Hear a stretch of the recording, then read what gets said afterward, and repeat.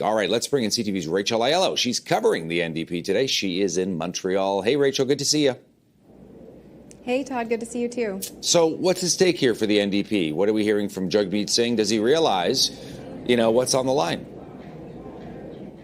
Well, certainly from the indications we've got from NDP MPs, senior insiders within the NDP party, they are not seeing these by-elections as the same kind of test of Singh's leadership as we are talking about potentially for Liberal Prime Minister Justin Trudeau. Though, certainly as you note, one of these ridings is currently NDP held, and they're really making a big push here in Montreal to try to take over that Liberal-held riding here. So it'll be interesting to see how that shakes out on Monday. Singh was campaigning with his candidate there last night. They are feeling optimistic, but right now it's looking like a three-way race between the Liberals bloc and the NDP. Today, though, Todd, the main focus has been on their return to Parliament. And we've been kind of waiting to hear from Jagmeet Singh what his big priorities are going to be.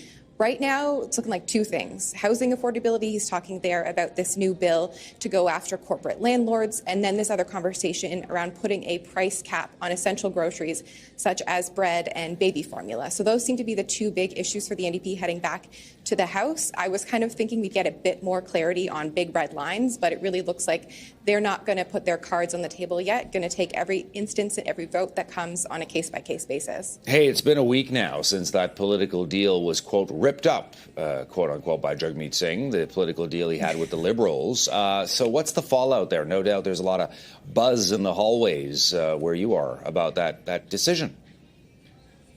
Yeah, mainly, Todd, about what happens now.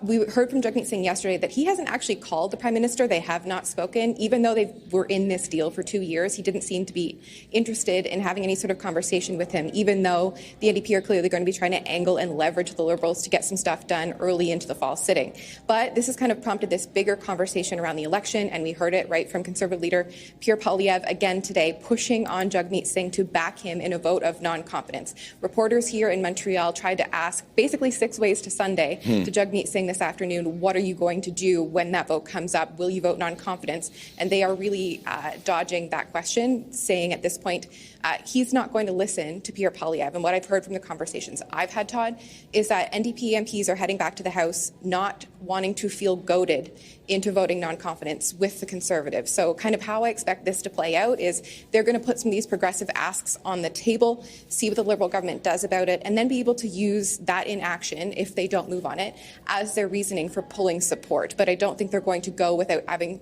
the opportunity to at least try to get some more things out of the Liberals before they fully pull the plug and say, we're absolutely not getting any more. Let's go to the polls. Yeah, it makes a lot of sense politically. Thanks for this, Rachel. Anytime, Todd.